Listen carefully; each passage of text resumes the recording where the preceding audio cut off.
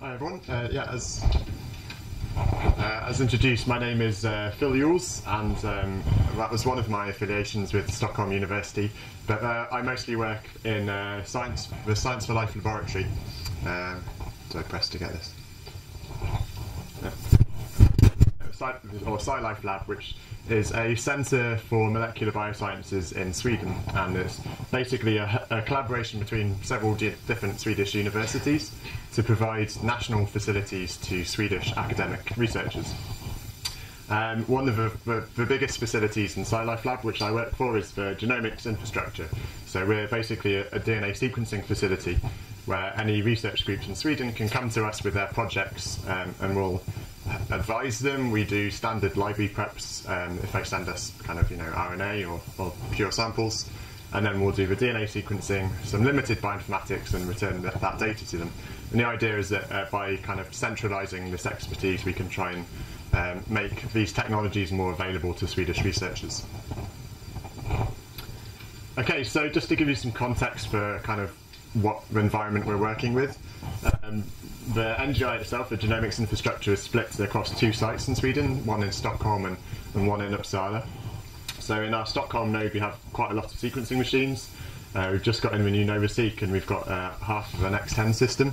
The Uppsala site has about the same machines for the Illumina. We also run non-Illumina tech, but I won't talk about that. All of these machines pump out a lot of data. This is kind of similar to the Broad slide you're showing, where we do a certain number of human genomes like every few minutes, and we do a lot of sequencing data, and we run a lot of projects. So back, this is the number of samples in 2016. We're doing thousands of RNA samples and thousands of whole genomes. So in order to be able to cope with this kind of fire hose of data and projects, we need to really be strong on automation and kind of have everything run as smoothly and as much of a hands-off way as possible, whilst at the same time maintaining really rigorous quality. So it's a tricky balance to achieve. And just in terms of actual base pairs of sequencing, we're approaching the peta base pair soon, which is kind of exciting. So stay tuned for that. It's a lot of data.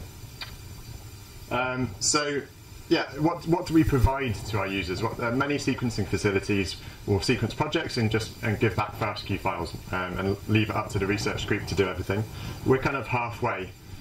We do what we call initial data analysis. So if you give us RNA samples, we'll do alignments, we'll do quality control metrics, but we'll stop short of doing differential expression and actual interpretation of the data. That's still up to the research group.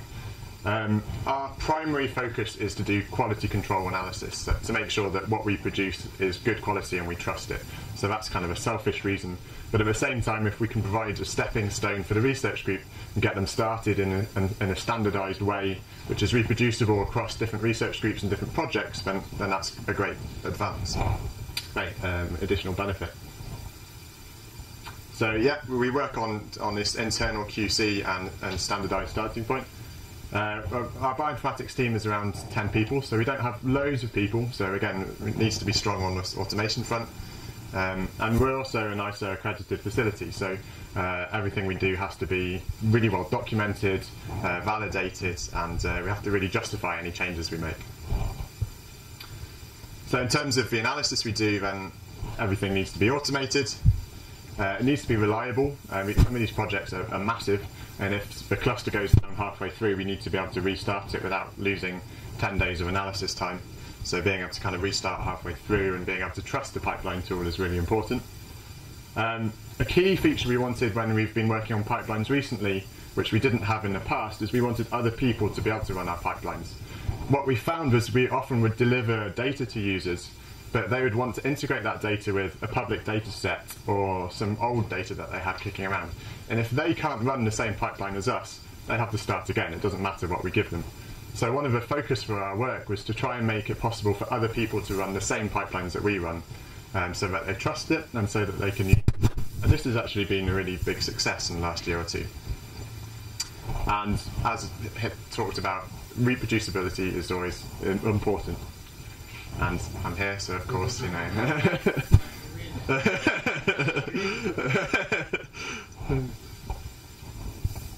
Okay, Okay, so what have we done? We've been using Nextflow for probably a couple of years now, I guess. And we kind of started off with two main pipelines. The RNA pipeline, which myself and Ricard in the audience have been the lead developers on, which was the first big project to replace an old pipeline we had. And a more complicated cancer analysis workflow, which is developed by some other guys who couldn't make it here today.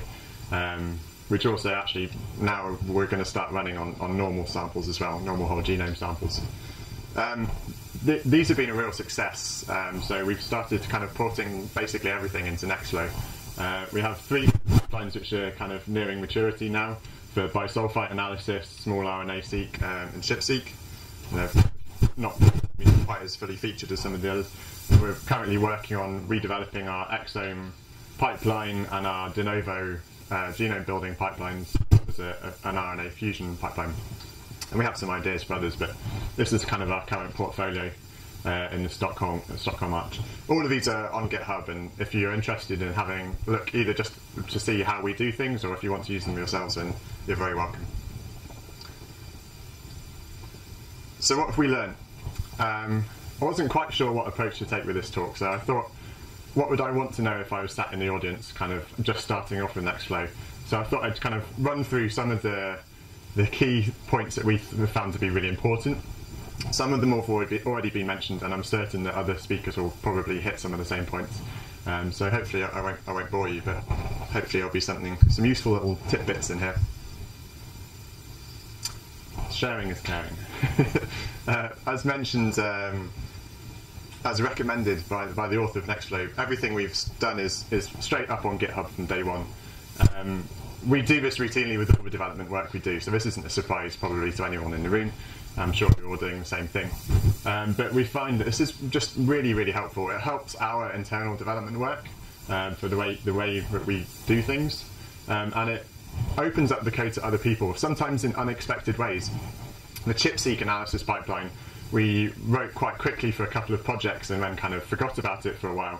And some people picked it up in China, did loads of testing, loads of bug reports, fixed up the pipeline for us in ways that we didn't know it was broken, and finally have come back asking, where is it published, because I want to cite your pipeline. So, I mean, there's really like an unintended benefit just by putting the code up online. So yeah, you may get free help, but also it's good for the community. And Paolo maintains this GitHub page here, which is just a markdown file listing Nextflow pipelines. So we usually try to put our pipelines up there as soon as they're ready to run. And I recommend, check it out. And if your pipelines aren't there, add them, because it's a good centralized place to find some pipelines. Use containers. This is something I was a little bit skeptical about in the early days of writing our pipelines. But with the RNA pipeline, we created a Docker image almost straight away anyway, basically just so we could develop on our laptops easily with the software dependencies. It's turned out to be a lot more useful than I expected. So the automated testing just suddenly happens really without any effort. And what I wasn't expecting was for Singularity to come along, which is a fairly new addition to Nextflow. And we've been asking our HPC providers, our support guys, to install Singularity for a long time, and I never thought it would happen. But a few months ago at the start of this year, they turned around and told us they had installed it. And suddenly we don't need to rely on environment modules with dodgy versioning maintained by a totally separate group of people. We can package our software with a single container, and we can do everything ourselves on the HPC environment. It's fantastic. We've just ported the first couple of pipelines to Singularity, and it was ridiculously easy. So everything else will soon follow suit. So even if you don't think that you'll necessarily need it at the moment, I recommend just setting up with a Docker image, because it makes life easier for you later on.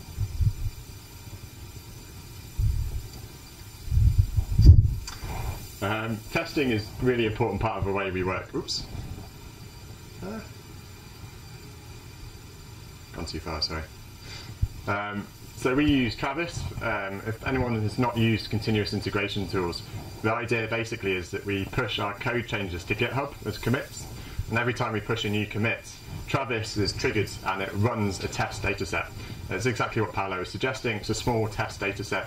I think we run some analysis on the yeast genome because it's nice and small. And bisulfite one uses 5x, and others use just like chromosome 21. And it's brilliant. It's really helpful for whenever we push new change, because often you break things without realizing which doesn't turn up on your solution, on your environment, and suddenly you get an email straight away telling you. And it also gives you confidence when you're merging changes. Sometimes these jobs can, even with small data sets, can be slow. So one of the things I recommend is kind of creating a script to help you launch these jobs with different settings, different parameters.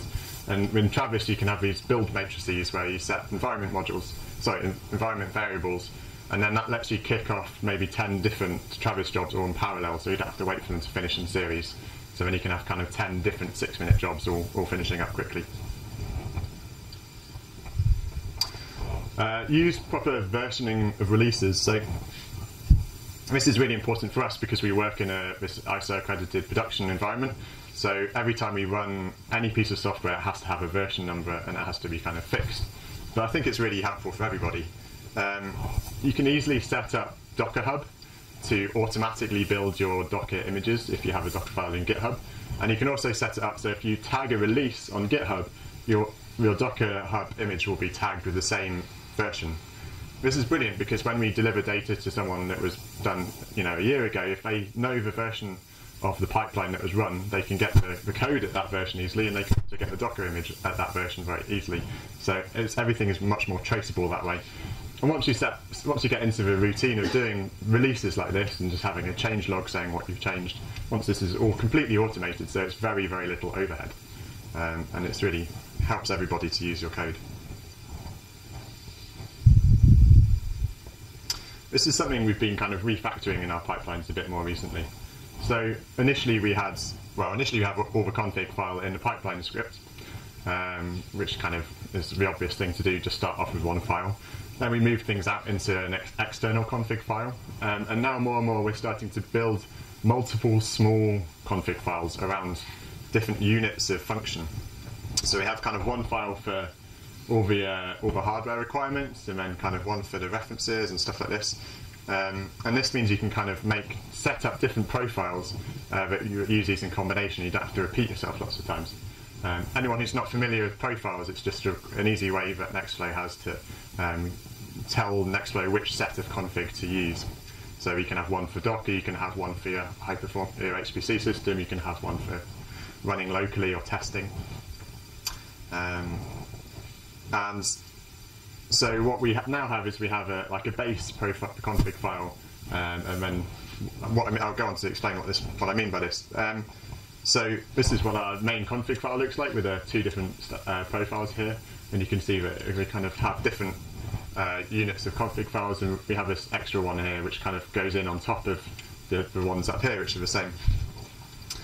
And then what we have in the base config is we set a set of requirements. We don't just set the requirements though, we use this funny little kind of check max function which sits in this file.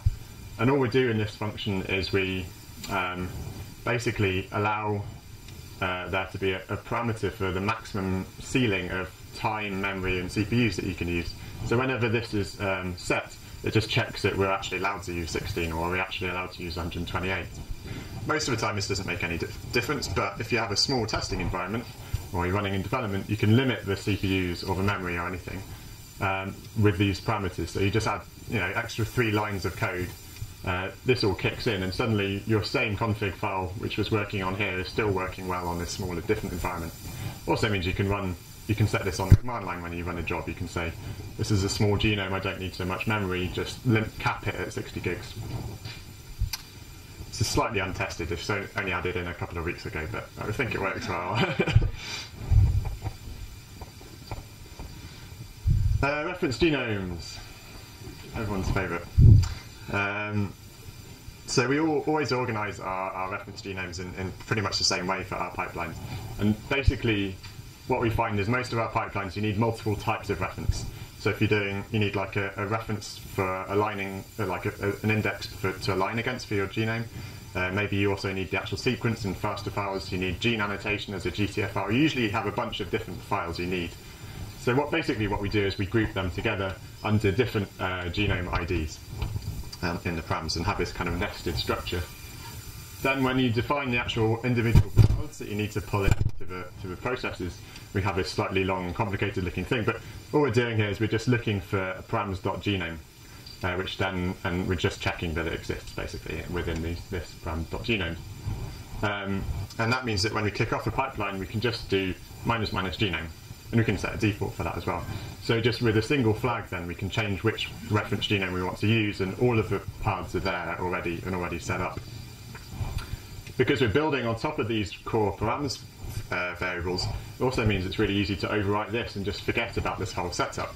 So if you have your own custom files sit in your working directory or anything like that, you can still easily specify the full path to each index reference. And in our experience, this works really well.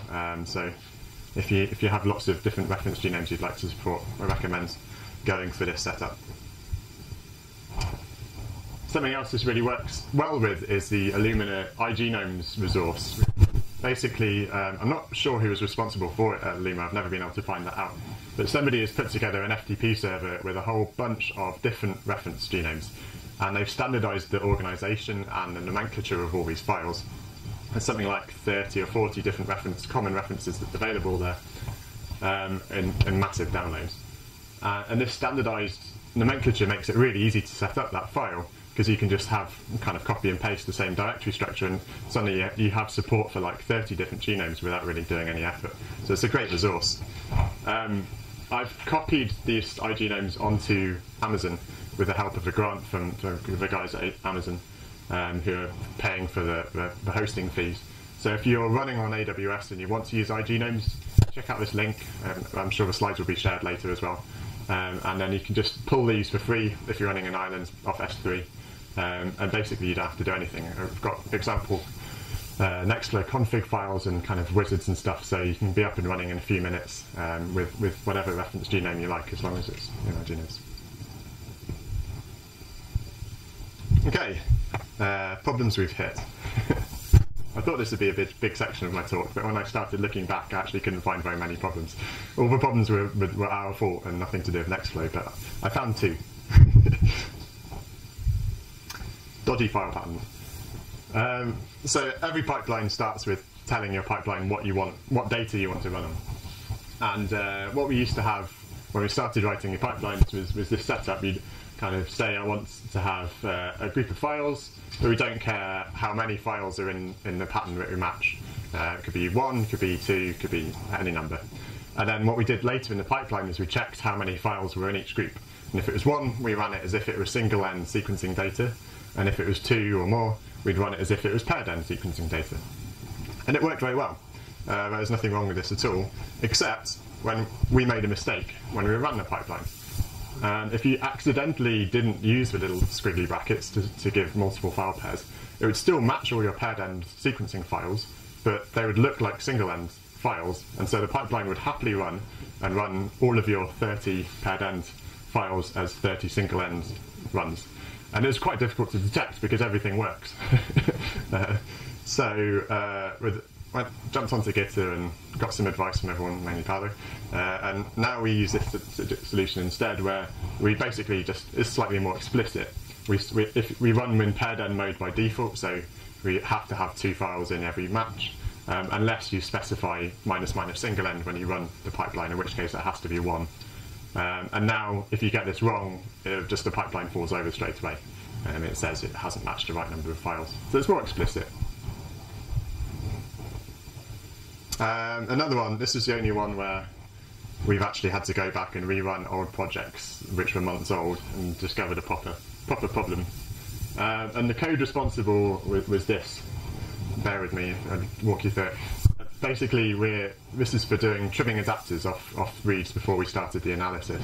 So we set up our default parameters here. By default, we don't want to trim anything at either of the 4 possible places. However, if we specify -- pico, which is false by default, we want to trim 3 base pairs here and here. Looks fine, tests passed, you run it, everything works nicely. However, these variables are special, and the way that Nextflow works, you can't overwrite a params variable that's already been defined. So this bit of code was just ignored. So you did -- pico, and it just carried on using these defaults and didn't do any trimming, and everything failed. Well, again, it didn't fail in a really obvious way, it failed in a non-obvious way. So now we're just, again, a bit more explicit. So we still set this up, but now we assign it to a regular variable. And this regular variable we can overwrite, and everything works as expected. Again, we told Paolo, and I think I'm right in saying that this now actually gives you a warning when you run the pipeline, so that if you do this by accident, at least you have a log message telling you that, so hopefully you guys won't fall into the same trap. Okay, quick fire round. These last few little tips and tricks. For anyone who's not familiar with multi-QC, it's a tool I've written to do automation of reporting at the end of pipelines. So it's designed to work with Nextflow and other tools like it. You basically don't change anything you do, you just add it in as an extra process at the end, and it chunks through all the files you've produced and gives you a nice looking HTML report to explore any QC metrics. And so I thought I'd be rude not to mention it, and I should just put in how we run it and how I recommend running it currently. So this is the process that we run for multi-QC, and basically you just have output channels and we collect them from everything. We don't really care what the files are, we just want to collect everything. One of the extra little things we do is we set up a config file for multi-QC, which we bundle with the pipeline, so it's in the base directory by default. Again, you can overwrite this if you're running on we have like a specific setup where we want multi-QC to do extra bonus stuff, so we want to be able to overwrite that. And that gets put in as a channel and gets run with multi-QC. And then you can add in extra stuff to make your multi-QC report just a bit fancier, basically. So we add in a comment which appears at the top of every report we generate with the pipeline, saying that it's been generated by this pipeline, and if you want to know more, go here, this is where the source code is, and stuff like this. And like cleaning up file names and stuff like that. Something else we've added with multi-QC is this process here. It runs in just a few seconds, and all it does is it just prints the version from each of the different software tools into files. Then we have this very, very short Python script which we bundle with the pipeline, which is basically a whole bunch of regexes just to pull out the software versions. And then it dumps this into a YAML file over here. And then this file is itself picked up by multi-QC, and it runs at the end, and that means that every multi-QC report comes with this at the bottom, saying that it was run by this pipeline, and this is the version of each different software tool that you used. And just, it's nice for an extra kind of reproducibility documentation standpoint. It's very simple. If you check out our pipelines, you'll find this code if you want to know more.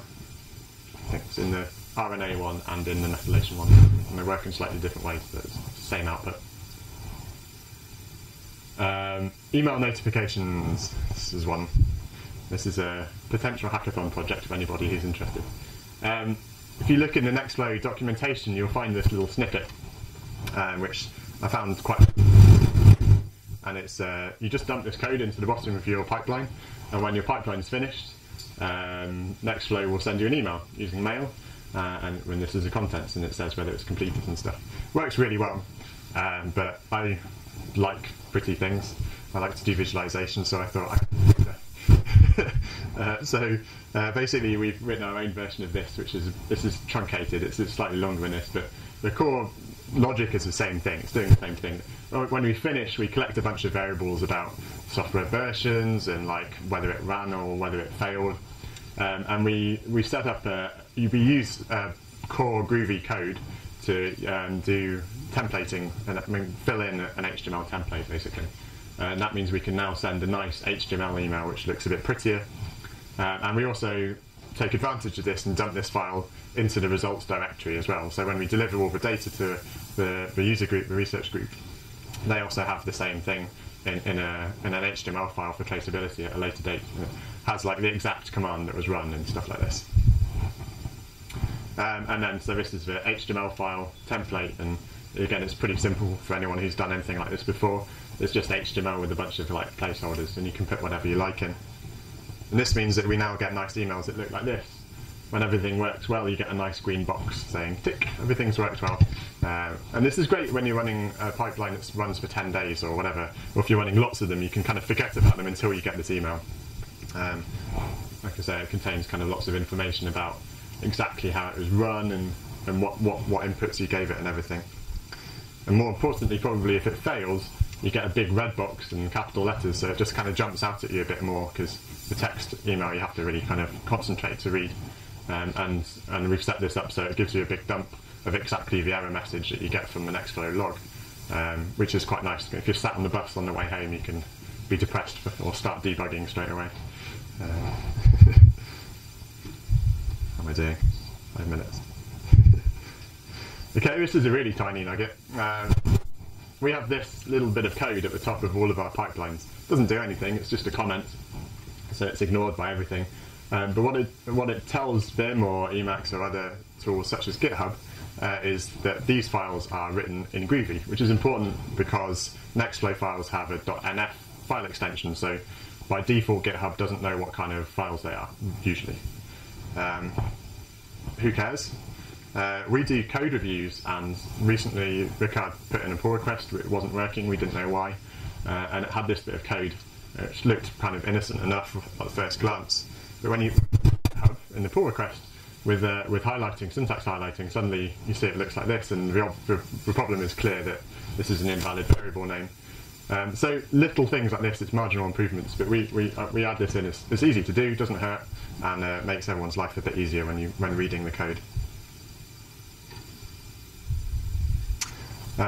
Saving intermediates. So lots of genomics pipelines are very data heavy. They generate lots of data, and often you end up having, say, an alignment file where you're deduplicating and sorting.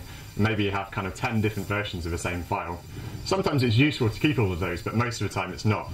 So one of the tricks we use to not save them to the published directory by default is this. We have this long command line flag, and basically this is saying copy all the results files to this output directory, which again is customizable, and set the file name to either the file name or null, depending on whether this is set.